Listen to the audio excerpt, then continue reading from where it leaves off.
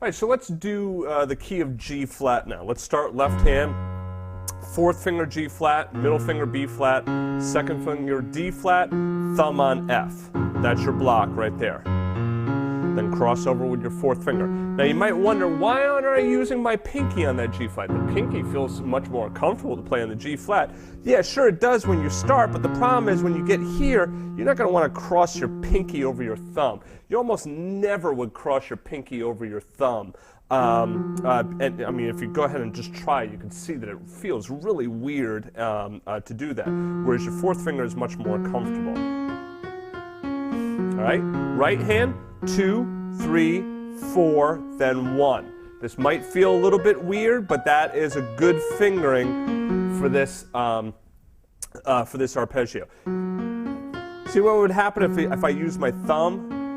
I mean, like, how else could I get in there to get that thumb back there? I would have to like cross under, you know, my thumb underneath my fourth finger, and that would be really awkward. So it's better to start with the second finger, the middle, 4, thumb, then second. And then when you end up here, you know, you could hit your second finger or middle finger or whatever it feels comfortable. You know, that's fine for the last note. Okay, together, slowly. See how I prepare that thumb and I prepare that fourth finger over? Watch that. So as soon as I play that C sharp, all right, or that D flat rather, I'm getting that thumb right there. Same thing, as soon as I hit that F, I just bam, get that fourth finger right over to that G flat. Now minor. Notice it's a little bit different. Here we have G flat A. We go down with our thumb in the right hand. So second finger, cross under with your thumb, then second finger on D flat, then middle finger on F flat, which would be the enharmonically correct way of saying it, but we could say E. Then fourth finger. Well, why fourth finger? Why not second finger again? Well, obviously you can't cross over the second finger or cross under. That would be odd. We use our fourth finger. Now, why not start with the fourth finger? Well, again, 4 crossing under with the thumb right away. It's a little, you know, it's a little bit of an odd, it just doesn't feel all that comfortable. If you really want to, you know, go ahead and knock yourself out. You can go ahead and do that. But I think you'll find that the second finger is a little bit more comfortable. Left hand, same fingering, 4, 3, 2, 1. So 4, 3, 2, 4, 3, 2, 1, 4, 3, 2, 1. Okay.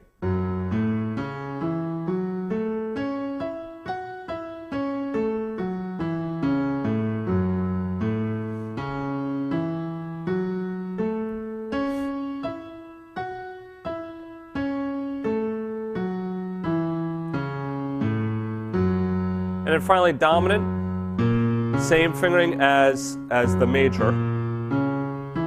Okay, but instead of going to F, go to E.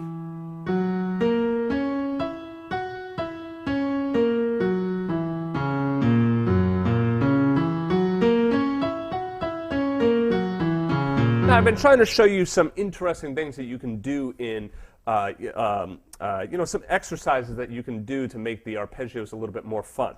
Well, one thing you could do is try doing one of those arpeggios in the left hand. Here's my dominant 7th arpeggio. And what about in the right hand, do the chromatic scale going up.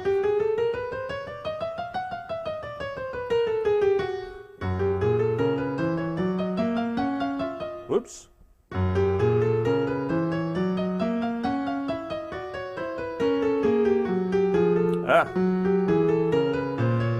I haven't practiced this myself. I'm just trying to do this right now.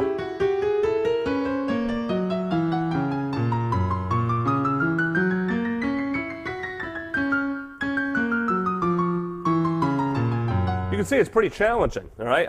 Like I said, I haven't tried this myself.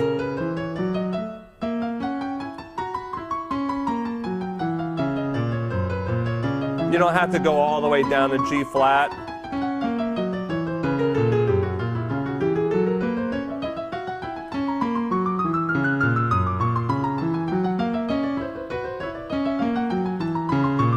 You know, try closing your eyes, see if you can do it with your eyes closed.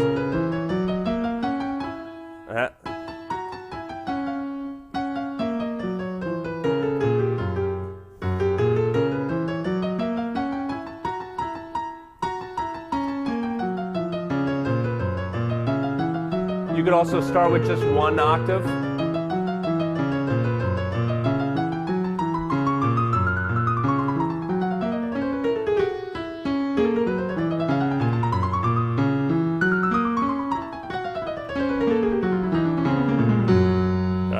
That's a real fun exercise.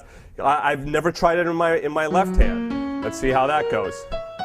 Let's start with the one octave. Whew. That's going to be challenging. So for me, if it's challenging, I'll do 1 to 1.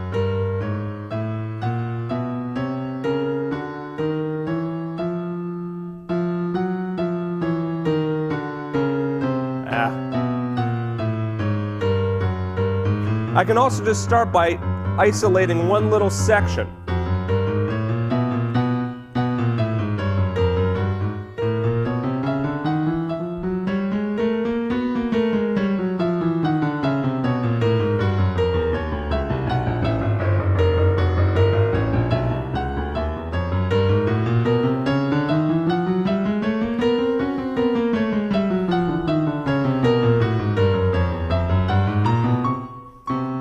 You can see it's starting to loosen up a little bit, but that would take some practice. If you really want to loosen up your fingers and get some faster fingers, that will definitely help. Of course, remember all of these little exercises that I'm doing on each one, you can go back and do it on other ones as well. Like it might be easier to do like C7.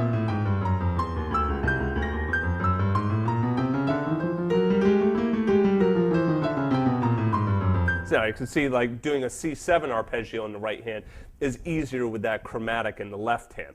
G flat is, it's pretty challenging right off the bat. So if you're having trouble doing it in that key, well, go to an easier key. Go to one that you feel a little bit more comfortable with. All right, see you in the next chapter.